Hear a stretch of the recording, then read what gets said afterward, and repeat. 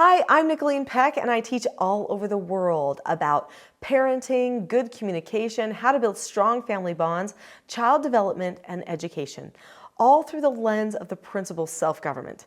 And in this video, we're talking about classroom rules versus self-government. What works best? In this video, we're going to talk about rules and the components of rules, why people use them and what they accomplish.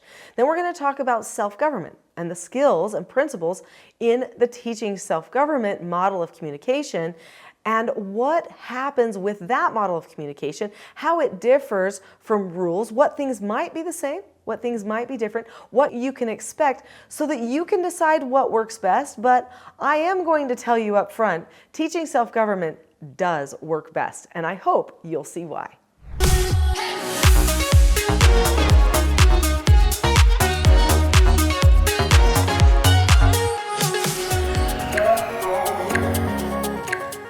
So let's talk about rules. Why do people use rules? And are rules bad? Is that what I'm saying? No, rules aren't bad. In fact, rules are oftentimes very important to keep order with things. So we create systems and structures, and within these systems, we develop certain rules to keep things on track. So rules actually can be very beneficial to a person who is trying to self-govern themselves. But if you just use rules for the sake of rules, and the students don't understand all of the why behind the rules, and they don't personally invest in using those rules, but they're just using them because, somebody's saying, or because they don't want to engage in a power struggle or those types of things, then you actually might not get the results that you want. Rules are often rigid and usually reactionary too. Oftentimes when we are using rules, it's because we're like, nip, nip, nip, nope, nope, nope, nope, nope. And we're trying to stop certain behaviors from happening. So usually the rules come into play when somebody has done something wrong. But self-government is a little bit different because it's proactive. And it's actually something you teach ahead of time so that things go right. Now I know that you could probably teach, hey, we have a rule that you don't pull anybody's hair, or you always push your chair in when you leave your desk. And you could even explain to them why that is. Now, that's a step in a good direction to explain the rule ahead of time so that everybody knows. That is a type of pre-teaching. But what if you went a step further from just each individual circumstance, such as push the chair in when you leave your desk or don't pull hair? Those are two very specific circumstances.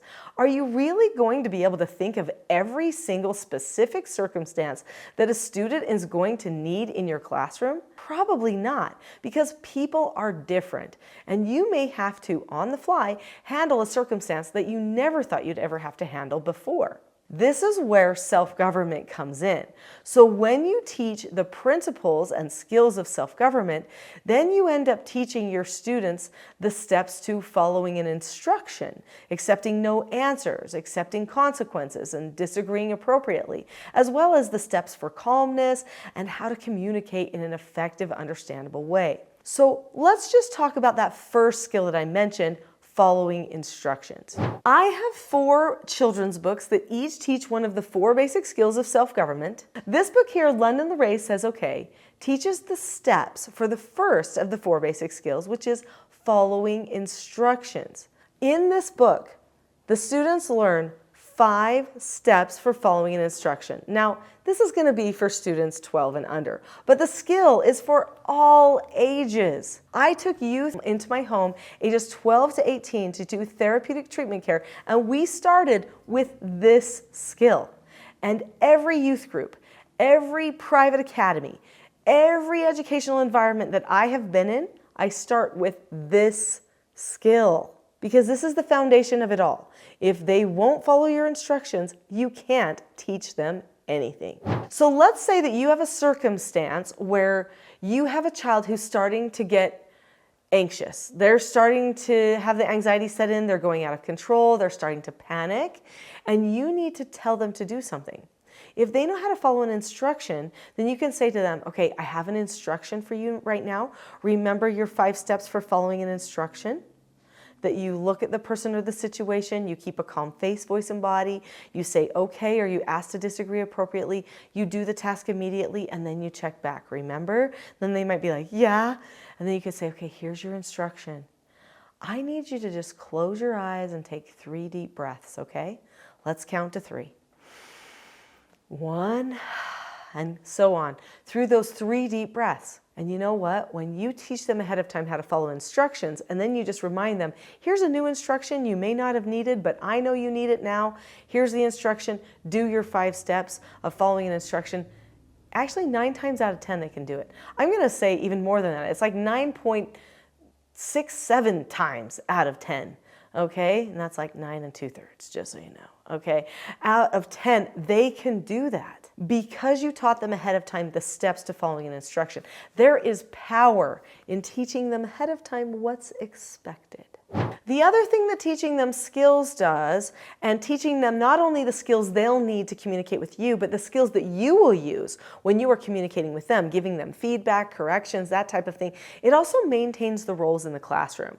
This maintains teacher authority. It also helps the students feel more confident in their role as teacher. They don't think they have to handle problems that they shouldn't be handling. They will know what is your jurisdiction, what is their jurisdiction. So learning the skills and principles of self-government really do help set everybody free from a lot more stress, anxiety, and emotional bondage that can sometimes take over that classroom environment. Self-government inspires ownership of our own behaviors. And when students learn self-government, they become the agents of calmness, the agents of self-government in your classroom.